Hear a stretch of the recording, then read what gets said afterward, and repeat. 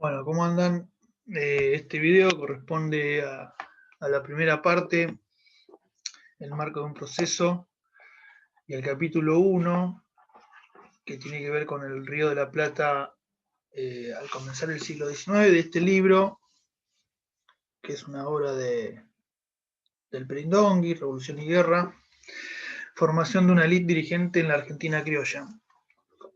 Y bueno, en este primer capítulo de la parte 1,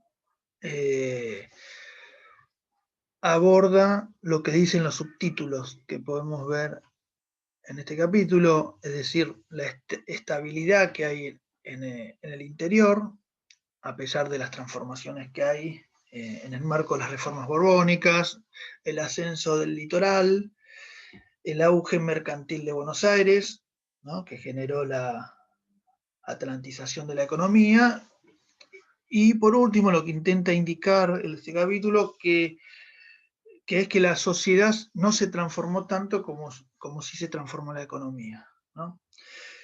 Y bueno, comienza diciendo que la estructura demográfica y económica del espacio Río de la Plata, a ver si tengo como una... Yo había buscado en internet, esperen un cachito, a ver. Acá está.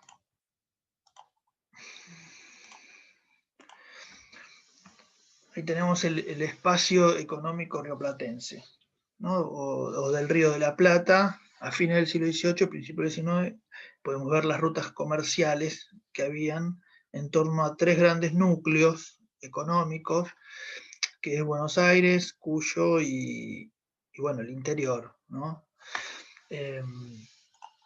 Entonces, repito, comienza diciendo que la estructura demográfica y económica de este espacio, desde el Río de la Plata, sufrió algunas transformaciones, ¿no?, en este periodo. Primero, la decadencia del Alto Perú como centro argentinífero, ¿no?, de la Plata de Potosí. Después, la aparición de nuevas metrópolis económicas y financieras en Europa, ¿no?, en esta época, principalmente Inglaterra.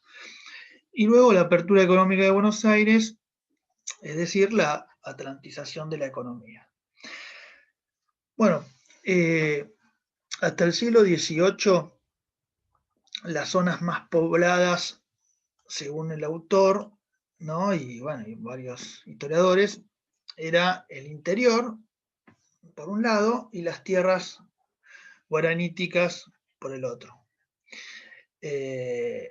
Las zonas intermedias, es decir, las llanuras chaqueña y pampeana, y el sur patagónico, estaba habitada por, según el autor, tribus errantes de cazadores-recolectores, pequeños agricultores también. Y estas llanuras, especialmente la llanura pampeana, va a ser lo que el autor dice el núcleo natural del territorio y la nacionalidad argentina, ¿no? Ahí lo que... Ahora, de estos dos grandes núcleos, el interior y el Paraguay, sus producciones tenían como destino, hasta el siglo XVIII, Perú y Potosí, ¿no? Pero a partir de las transformaciones, es decir, las reformas borbónicas, Buenos Aires se transforma en una salida y entrada comercial cada vez más importante. Luego comienza a explicar las características socioeconómicas, ¿no?, de las principales ciudades regiones del interior. Salta, Jujuy, Tucumán, Santiago del Estero, Córdoba, Catamarca, La Rioja, una a una las va nombrando, Mendoza, San Juan. Y lo que plantea que el interior no era un grupo homogéneo, ¿no? Cada una de estas regiones no era un grupo homogéneo, pues había particularidades en cada una de estas ciudades, regiones, ¿no? El autor lo que hace es detallar cuáles eran los grupos sociales, ¿no?, que hegemonizaban esas sociedades, y cómo afectó la apertura de Buenos Aires y la transición de la economía en estas, en estas pequeñas economías, ¿no?, o en esta estructura productiva, económica.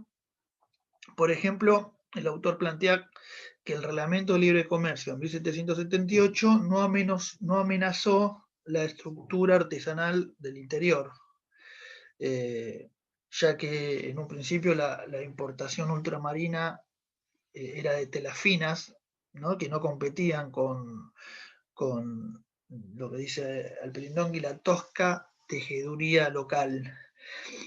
Distinto fue en la zona de Cuyo, ¿no? Donde los vinos, las aguardientes, las frutas secas que venían de España eran más baratas en Buenos Aires, ponerlas en Buenos Aires, que traerlas de esta zona de Cuyo. Por lo tanto, sí hay una afectó a esas economías regionales.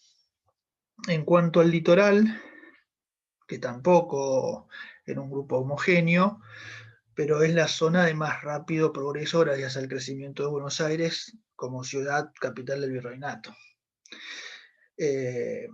Bueno, describe la situación de cada una de estas ciudades, regiones del litoral, como Misiones, Corrientes, Santa Fe, Entre Ríos, la Banda Oriental, la campaña bonaerense, la importancia de la ganadería en esta región y de las características que presentaba demográficamente, pues había escasez de mano de obra.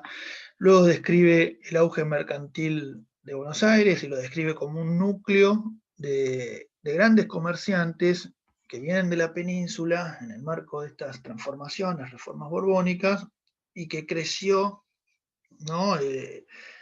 Un rubro en especial que es la exportación de cueros, ¿no? Creció exponencialmente la exportación de cuero, pero sin embargo en esta época, en esta primera época, el metálico siguió siendo, la exportación de metálico siguió siendo muy importante, la exportación más importante.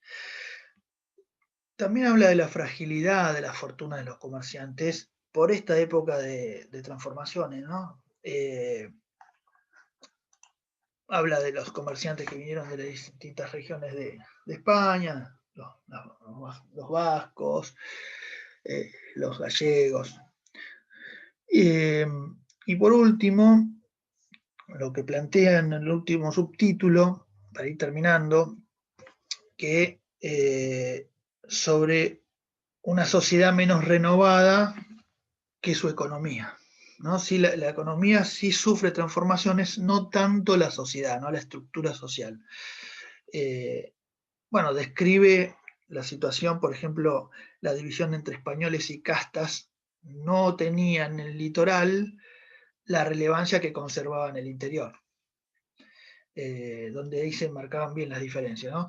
En el litoral hay una mayoría española y había un importante sector medio de artesanos debido al mercado que tenía Buenos Aires y no tanto el interior, ¿no? Que dependía de estos comerciantes de Buenos Aires y sus alrededores para traer esos productos productivos, para la redundancia, que se hacían en el interior. En la campaña bonaerense dice marcadamente, la unidad básica era la estancia, ¿no? Núcleo de trabajadores básicamente masculinos y de escasa estabilidad. Era frecuente la existencia de capataces mulatos, por ejemplo, o negros emancipados. Después habla también de la composición social, ¿no? La esclavitud fue más bien urbana que rural, y según los datos del autor hay un crecimiento de la población negra en Buenos Aires, pero nunca llegó al número que había en el interior. Sin embargo, la población negra emancipada en el interior era mucho más grande que en Buenos Aires, hablando desde el punto de vista porcentual, ¿no? Así que más o menos el trabajo de esto, de este primer capítulo, habla de esto, ¿no?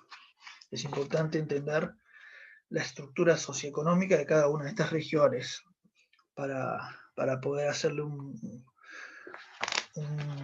detalle fino de lo que plantea el autor. Así que bueno, nos veremos en la clase.